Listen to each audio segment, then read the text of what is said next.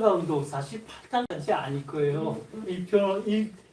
첫 번째, 두 번째가 좀 거기 사연이 많아서 그렇게 되는 것이 그 다음에는 3탄부터는 아마 좀 굉장히 조금의 말씀이 많이 있지는 않아요. 예, 어쨌든 그렇고요. 원래 시작되기는 이제 프랑스의 크레르몽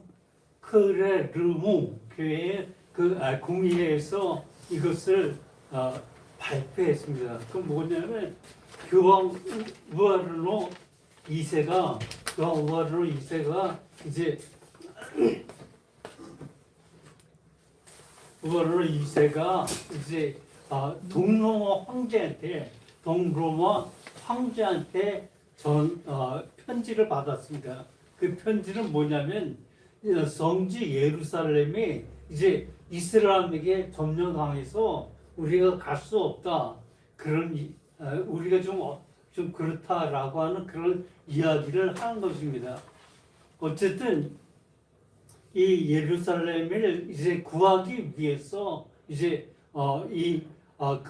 크레르몽에서 우아르노 2세 교황이 이제 십자군을 만들 것을 요구합니다. 그래서 그때 이제 그것을 하겠다고 나선 사람들이 이제 성주들이에요. 귀족이에요, 귀족. 처음에는 귀족 세 사람 이름이 하도 복잡해서 그 이름 안 몰라도 돼요. 그냥 그런 세 사람이 출발했다고 하는 그런 것만 알고 계시면 되겠습니다. 이 사람들이 처음에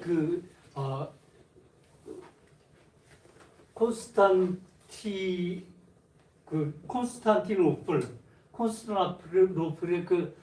모였을 때 처음에 이 사람 알렉산더는 깜짝 놀랐어요. 왜냐하면 그냥 용병들만 올 줄 알았는데 거기에 그래도 유럽에서 꽤 유명한 아주 굴제 그 세 명이나 사람들이 데리고 왔어요. 그래서 이걸 어떻게 해야 될까라고 하는 그런 것이었는데 그 약속을 어떻게 했냐면 이제 예루살렘이든지 어디를 점령해도 그 점령한 것을 이제 모두 다 동로마에 귀속할 것을 약속하고 그리고 이제 그리고서 이제 그 허락하고서 올라가는데 처음에 이제 원래 이 사람들은 이제 우리처럼 차를 타거나 기차를 타고 배를 타고 이렇게 온 것이 아니라 이 육지는 그냥 걸어가는 수밖에 없어요. 보병들이 있으니까 마병들은 말을 타고 가기만 하면 좀 괜찮겠지만 보병들이 많아가지고 참 힘들게 가야만 해요. 아무리 먼 거리라. 그럴 때 이제 그런 데서 오는 여러 가지들을 다 견뎌내면서 그렇게 갑니다. 근데 이제 첫 번째 에베소는 첫 번째 에베소를 점령할 때는 그래도 좀 한 달 안에 나름대로 쉽게 점령을 했어요. 이 두 번째 안디옥을 이제 점령할 때는 너무너무 힘들었어요. 8개월 동안 계속 한 1개월도 아니고 8개월 동안 둘레를 둘러싸고 8개월 동안 있는 동안에 너무나 힘들었는데 어쨌든 그러면서도 이제 8개월 안에 그것을 찾아 들어갔는데 들어가고 나서도 이제 이스라엘들이 그때 좀 거기만 자기가 가는 거 안디옥이면 안디옥 사람들만 모일 정도로 그러니까 이 이스라엘이 한데 뭉치지를 못했어요. 그런데 이때 이 안디옥을 점령하고 난 다음에 누구냐면 세주쿠트로쿠가 이제 그 안디옥성을 다 점령 8개월 만에 점령에 들어가는데 또 다시 이 세주쿠트로쿠가 안디옥을 또 포위해 가면서 십자군들을 이제 위압했습니다. 그래서 아주 거기서 이제 힘들게 그 사람들도 겨우겨우 성을 지켜나가는데 다른 게 아니고 먹을 것이 없어가지고 너무 올 때마다 하다 보니까 먹을 것이 없어서 아주 힘들었는데 그때 한 병사가 아니, 먹을 것이 없어서 말들을 다 잡아먹었어요. 말들을 잡아 먹고도 안 되니까 거기에 가죽이나 뭐 그냥 먹을 수 있는 거 결국 다 먹었다는 그런 얘기죠. 그래서 이제 그 안에서 힘들게 있다가 한 병사가 뭐를 발견했냐면 예수님의 옆구리를 찔렀던 그 창을 발견했어요. 이게 하나님이 우리와 함께 한다고 하는 그 사람들의 그것을 가슴에 모으고서 이제 사기춘천에서 성문을 열고 밖에 나가서 셀주크족과 이제 싸움을 했는데 거기에서 이겨요. 어쨌든 그래서 그곳에 이제 다시 그 성을 놔두고 다시 그 사람들이 예루살렘에 도착해서 예루살렘을 이제 한 달 만에 그것을 점령을 했습니다. 한 달 만에 점령하고 나서 이제 그 사람들이 어쨌든 이제 이렇게 한 달 만에 점령하고 난 다음에 그 사람들이 이제 에베소에 있을 동안에 이제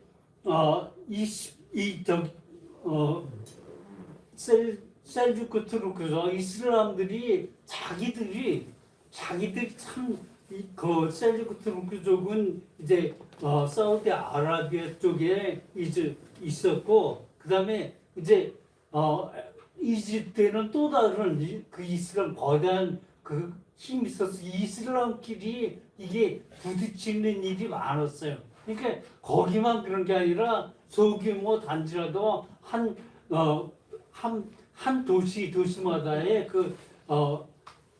서로 경쟁하는 그것 때문에 결국은 1차 십자군 전쟁 때에는 결국은 네우스를 그러니까 에베소와 그다음에 안디옥 그다음에 안디옥과 그다음에 미안합니다 이거 안디옥과 그다음에 니키아라고 하는 그런 네이곳을 점령해서 이제 기독교 왕국을 그곳에서 세웠습니다. 그렇게 기독교 왕국을 세웠는데 이 사람들이 어쨌든 거기서 있다가 이게 이렇게 당하고 나니까 그 사람들이 안 되겠어요. 그래서 셀주크 투르크족이 이제 그 모든 사람들을 다시 규합해 가지고 이제 이스라엘을 예루살렘을 다시 이제 공격해 들어가요. 그래서 결국 이 예루살렘 왕국이 이스라엘 방어에 좀 어렵게 돼갔는데 먼저 처음에 이 사람들은 에베소 전국을 에베소 백국을 완전히 점령하고 그것을 완전히 빼앗았어요. 이 셀주크 투르크가 먼저 예루살렘을 공격한 것이 아니라 이 에베소를 빼앗았기 때문에 그 빼앗은 소식을 이제 유럽에서 그것을 듣습니다. 이 사람들이 그 힘이 좀 막강해지려고 그러는 것을 보고서 다시 한번 동로마 황제가 다시 한번 요청을 해요. 그 요청을 해서 그 사람들이 이제 다시 가는데 어쨌든 이 사람들을 이집트 중심에 다시 한번 뭉쳐서 그런 모든 것을 했고 그다음에 이 사람들이 이제 이슬람 제국들이 뭉치는데 어떤 사람이 주가 됐냐면 이마트 아틴 장기라고 하는 사람 그 엘레프의 군주였는데 그가 이제 이슬람들의 모든 사람을 규합하면서 그 사람의 힘을 좀 발휘하기 시작해가지고 이 장기가 결국 에베소를 쳐서 그 에베소를 완전히 장악하고 난 다음에 이제 그것을 이제 유럽 교황에게 그것이 보고되어져 가지고 이 교황이 다시 한번 그 모든 사람들을 이제 다시 한번 모으기 시작했어요. 모아서 결국은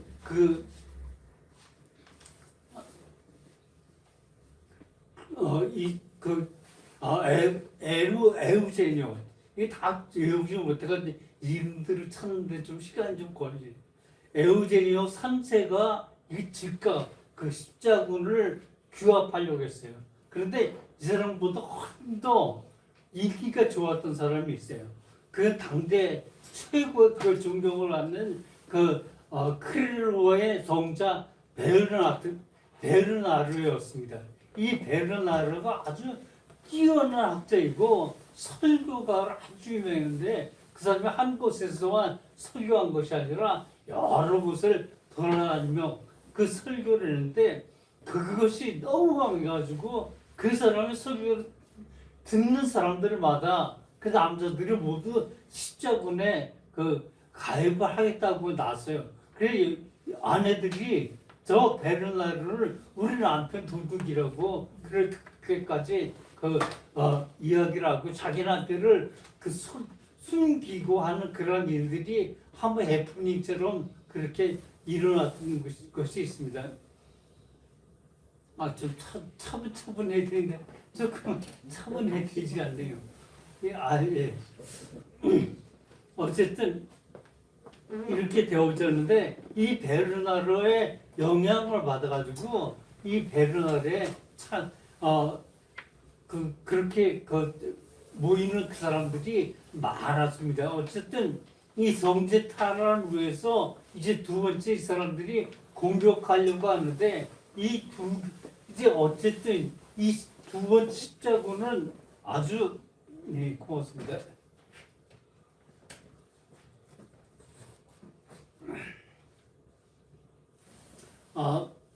이때 두 번째 십자군은 이게 보통 사람들이 지원한 것이 아니라 그때 세계에서도 제일 큰 나라라고 하면 프랑스와 독일이에요.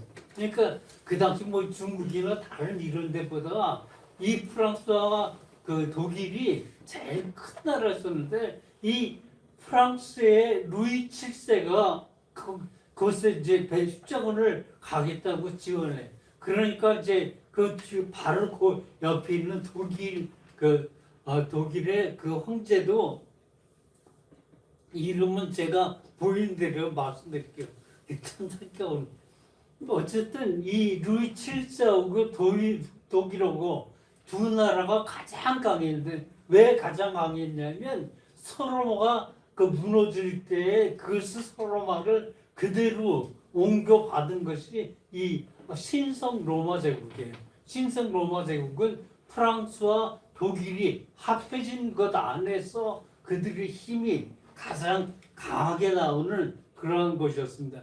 어쨌든 이 두 왕, 가장 강력한 두 왕이 이제 간다고 하니까 그때 아주 이건 뭐 틀림없다. 그렇게 하고 사기 춤춘했죠. 그 사람들이 아주 제일 강한 십자군이 간다 생각해가지고 아주 의기 충만했는데 어쨌든 이 사람들이 그렇게 되어지는 것을 보면서 어쨌든 근데 이 두 왕이 결국 그 두 왕이 나름대로 갖추면 좋겠는데 사실 이 두 왕이 떠난다는 것이 이게 암전 거예요. 그러니까 누가 이것을 리드해야 되는데 이게 확실하게 힘을 합해서 하지 못하고 결국은 반반씩 갈려서 되어지는데 어쨌든 이 사람들이 이제 이 콘스탄티노플에 도착하고서 출발할 때 따로따로 출발을 해요. 결국 한꺼번에 출발하는 것도 아니고 따로따로 출발하는데 그래도 막강했죠.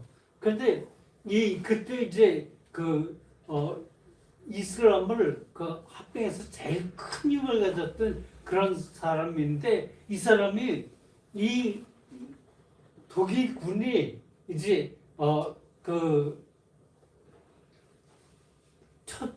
들어오는 걸 보고 에베소 쪽에 오는 것을 보고 이제 매복을 해요.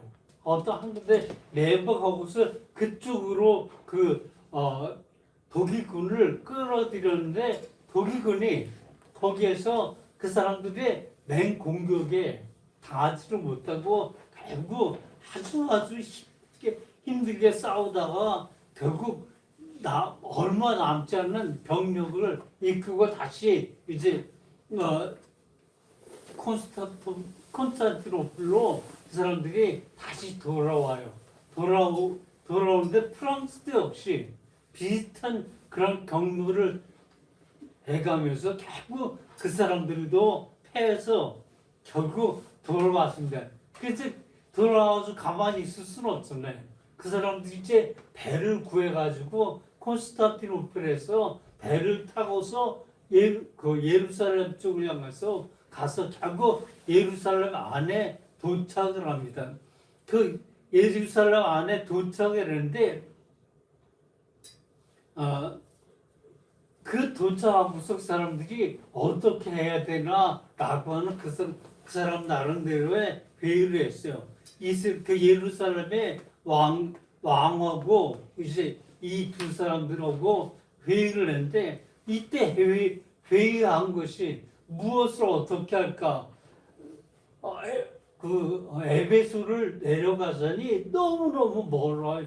거기가 제일 콘스탄티노플에서 제일 가까운 지역이었으니까 그 에베소 공격은 너무 멀어서 그 힘들고 그 다음에 이스라엘 세력의 그 중심이 된 그 사람이 장기예요. 근데 장기의 장기의 아들이 그 에베소에 있기 때문에 더군다나 그걸 이제 불가능하다고 그 놓아버렸어요. 그래서 이제 이 사람들이 어떻게 할까라고 하다가 결국 누구를 공격하냐면 에베소도 아니고 이제 다메섹 바울이 가서 사울이 치러갔던 다메섹 그것은 시리아예요. 그러니까 이스라엘 옆이죠. 이스라엘 옆에 있는 이 다마스쿠스 그것을 공격하려고 이제 공격하자고 해요. 근데 이 다마스쿠스는 어땠냐면 이때 싸움하기를 싫어해가지고 결국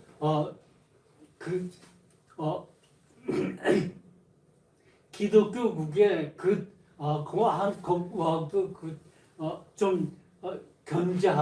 견지를 하고 서로 싸우지 않는 그런 것으로 이제 하고 또 이슬람하고도 싸우지 않는 결국 중립을 지키고 있는 다마스쿠스를 점령하고자 합니다. 이거 왜 이랬을까요? 이게 가만히 생각해 보면 이 다마스쿠스는 그냥 놔두면 자기 편 기독교 국가의 편도 아니고 또 이스라엘 편도 아니고 그냥 중립을 지키는 그런 다마스쿠스인데 그것을 이제 공격을 해요. 이 다마스쿠스를 공격한 것을 이제 나중에 사람들도 이건 보여주기식 그냥 싸움이다라고는 그런 것을 보게 되었어요. 결국 무엇라도 해야 되는데 그 무엇라도 하는 그것을 다메섹을 결국 공격하게 했어요. 그런데 그 완충제대로 하는 그 다마스쿠스 그것을 공격하려고 나왔는데 너무도 커다란 잘못이 결국 잘못을 저지르게 돼요. 예루살렘 왕국의 그 연합국의 그 다메섹 공격을 하는데 이 다메섹이 4일 동안 하는데 너무너무 힘들었어요. 이거 그냥 뭐 공격한다, 포기한다, 한 달이다, 8달 그것도 아니고 단 4일 만에 다시 예루살렘으로 가까우니까 포기하고 그냥 예루살렘으로 그냥 돌아왔습니다. 이 돌아와서 결국 장기가 그 다메섹에 오고 있다는 그런 소식까지 와서 무서워서 이 사람들이 결국은 돌아오게 됩니다. 어쨌든 제2차 십자군은 이렇게 하나의 어떤 전투에서도 이스라엘을 이기지 못하고 결국은 그들이 패하고서 돌아갈 수밖에 없었습니다. 그리고 두 왕이 아무것도 하지 못하고 그냥 돌아왔죠. 근데 어쨌든 그런데 그때부터 이제 큰 잘못된 게 뭐냐면 다마스쿠스가 나름대로 중립이었는데 이제는 중립을 지키는 게 아니라 이슬람 누르아텐에게 문을 열어줘 가지고 이제 그 속에 그 다마스쿠스 자체도 이제 어떻게 할 수가 없는 그런 모습이 되었습니다. 이제 십자가의 자신들의 그 실수로 어쨌든 잘못해가지고 돌아왔을 때 바로 돌아오고 나서 예루살렘에 돌아오고 나서 이제 정말 큰 비난을 받게 되죠.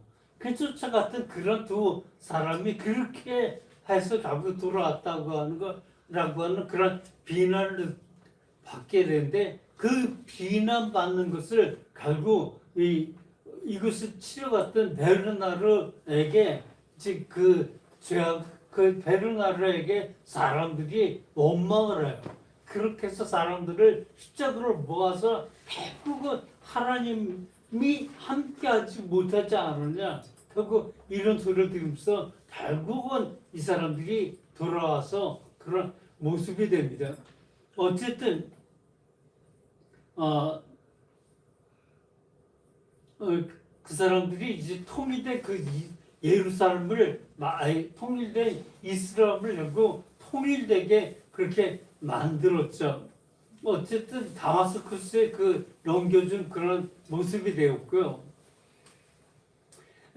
이제부터 시리아 북부 메소포타미아 이게 사실 누르아틴의 손에 들어갔고 십자군 국가들은 예루살렘, 안디옥, 니기다, 에베소 왕국 다 이 사람들 손에 들어갔어요. 예루살렘만 빼고 세 국가는 아주 먼저 그게 되어졌습니다. 어쨌든 바로 이렇게 싸움하고 그럴 때 이제 이스라엘 예루살렘만 남았을 때에 이제 영웅이 하나의 영웅이 생기게 됩니다. 누구냐면 살라딘이라고 하는 그 사람 이름인데 그 사람 이름이 원래 살라와 같은 유스포 이븐 아이유브 이렇게 길어요. 이름들이 이렇게 돼서 그냥 줄여서 이 사람 줄여서보다 그 사람의 특징을 여겨가지고 살라딘이라고 그렇게 부르는 인물이 있었어요. 이 살라딘은 원래 누르아틴의 젊은 누르아틴의 명령을 받는 그런 사람 누르아틴의 장군이었습니다. 어쨌든 이 장군을 누르아틴이 이집트의 파티네 왕조에 파견했어요. 근데 이 살라딘이 굉장히 나름대로 정말 잘난 사람이라 어쨌든 이 사람이 누르아딘이 그렇게 되었잖아요. 이집트에 들어가자마자 이집트의 모든 권한을 자기가 휘어잡아요. 그래서 이 살라딘이 이집트의 총독이 되죠. 그렇게 총독이 되어지는데 이렇게 이집트의 총독이 된 그때에 무슨 일이 있었냐면 이슬람의 하나로 뭉친 사람 누구냐면 누르아틴이에요. 누르아틴이 그렇게 힘이 그 사람 안에서 뭉쳤는데 그 사람이 죽어요. 누르아틴이 죽으니까 후계자들이 나서는 사람, 후계자가 나서는 사람들이 여러 있는데 이 살라딘이 그것을 보고서 이제 다시 그때 이 살라딘이 내려갑니다. 그 사람들이 시리아에 있었는데 그 시리아에 있어가지고 완전히 그 사람들을 장악을 해가지고 이 이슬람 세력을 완전히 자기 손아귀에 넣어요.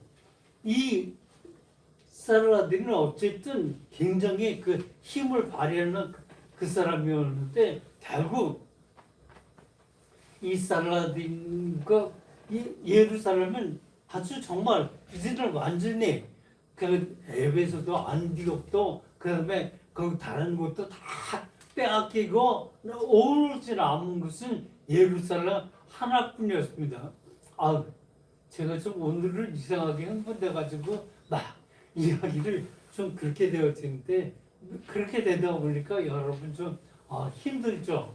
이렇게 제가 매일 하는 그런 것들인데 그 준비해 오지 못하고 그냥 오늘 좀 죄송하게 말씀을 드리면서 어쨌든 끝을 내겠습니다.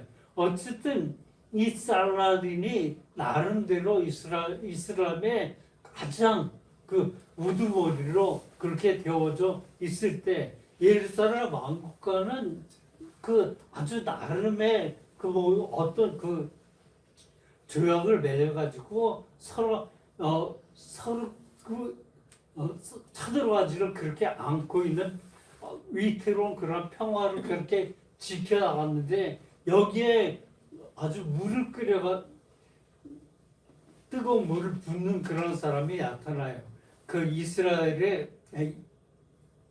기독교의 르노드 팟샤티옹이라고 하는 그 사람이 예루살렘에 왔는데 예루살렘에 와가지고 결국 그는 가만히 있는 것이 아니라 그 르노는 살라딘의 그 휴전 조약을 대놓고 무시하면서 이스라엘의 그 상인당과 순례자들을 약탈했어요.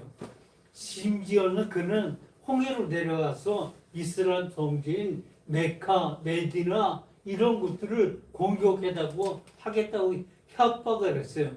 이런 모든 것이 이제 큰 전쟁이 한번 벌어지는데 그 전쟁은 뭐냐면 이 사람이 1187년에 그 휴전 조약을 어기고서 이집트에서 이제 다메섹으로 가는 그런 상단이 있었는데 이 상단을 공격하고서 그 재물을 모두 빼앗습니다. 거기에는 살라딘이 그 누이 동생이 있었어요. 그 누이 동생도 있는 이곳을 이곳을 사람이 잡아가지고 그 잘못됐으니까 결국 이 살라딘이 참지를 못하고 결국은 이 사람에게 그 현상금을 걸고서 이제 그 십자군 왕국의 그 성전을 선포했습니다. 이 살라딘은 거대한 군대를 이끌고서 예루살렘 왕국의 영토를 진격합니다. 그의 전략은 십자군의 그 주력 부대를 성 밖으로 끄집어내는 일이었어요. 이 성 밖으로 끄집어내려고 하는 게 이제 티베리우스 이렇게 결국 그 예루살렘 제일 가까운 그런 곳에 티베리우스가 있는데 이 티베리우스 도시를 공격했습니다. 결국 이 티베리우스 성에는 이제 트리플리 백작 레몽의 아내가 거기에 있었는데 예루살렘 왕국에서 이 티베리우스를 공격할 거 티베리우스가 이제 점령되려고 하는데 어떻게 할까 그렇게 문제를 제기하면서 이제 여러 사람들이 그 회의를 했어요. 그 회의에서 어떤 결정이 나냐면 이때가 7월이에요. 이 예루살렘의 7월에는 가장 뜨거울 때고 사람들이 사실 이것이 사막 그런 곳에서 물들을 구하기가 어려운데요. 그런데 중간에 물을 구할 곳은 한 곳이었는데 그 한 곳이 결국 이 살라딘이 점령을 하고서 이 예루살렘 사람들을 거기 나온 군사들을 아주 괴롭혀요. 밤이 되었을 때 그 사람들을 이제 포위하고 나서 그 포위한 곳에서 계속 북을 쳐요. 그렇게 10년대를 벌이다가 결국 이 북을 치고 하다가 아침에는 또 이제 그 언덕들이 있는데 거기에 언덕들을 주위에 둥그런 언덕인데 그 둥그런 언덕에 마른 풀들이 많이 있었어요. 여기에 불을 질러가지고 티베리우스 그 성 안에 있는 사람들이 아주 이 티베리우스 공격하러 나간 그런 예루살렘 그 군대들이 아주 고통을 겪게 됩니다. 이제 고통을 겪게 되다가 결국은 그 사람들이 아주 대참사를 당해요. 그 참사를 당하는데 이건 그 사람들이 이제 그 불지고 안개가 가혹한 그런 구름의 그 뭐죠? 어쨌든 불을 질러서 그 연기가 가혹한 곳에 쳐들어가서 그 군대에 있는 사람들을 싸우는 것이 아니라 그 사람들은 이제 지쳐서 밤에 계속 불을 쳐가지고 정신을 흔들어 놓은 데다가 이제 연기가 가혹한 그런 것이 있으니까 이 사람들이 정신을 못 차려요. 결국 싸움이 아니라 여기에서는 완전히 아주 참패를 당하는 그냥 몰살을 그냥 당한 거죠. 결국 이기고서 살라딘 앞에 이제 이스라엘 왕과 아까 그 망쳤던 그 사람 루딘이었네. 그 이름이 이제 그 사람도 같이 있었어요. 근데 그 사람은 정말 계속 그 어떤 선을 완전히 넘어버린 거죠. 그러니까 이 살라딘이 이스라엘 왕에게 얘기하기를 왕이 왕을 죽이지는 않는다. 치지는 않는데 저놈은 이미 선을 넘겨도 아주 결정적인 선을 너무 많이 넘긴 놈이다. 라고 해서 이제 살라딘에게 이스라엘 왕에게 이제 시원한 물을 제공하고 그 다음에 루디니언 어쨌든 그 사람에게는 이제 칼 옆에 있는 그 부하의 칼을 빼가지고 직접 목을 쳐서 죽여버립니다. 결국 이렇게 태워져 이스라엘은 예루살렘은 완전히 그 살라딘의 그 공격에 완전히 넘어갔어요. 결국 이런 모습으로 되어졌기 때문에 예루살렘은 1187년 9월에 예루살렘 완전히 망했어요. 근데 살라딘이 그 예루살렘 들어가서 한 일은 그 제1차 십자군이 예루살렘에 들어갔으면 그때 그 예루살렘에 있는 이스라엘 사람들과 유대인들을 모두 죽였어요. 그냥 모두 목쳐 죽이고 그 기독교 사람들은 그곳에 있었는데 살라딘은 이제 그렇게 하지를 않고 나름대로 이스라엘 거기 있는 사람들을 오히려 놓아줬어요. 그러니까 어떤 돈 있는 사람들은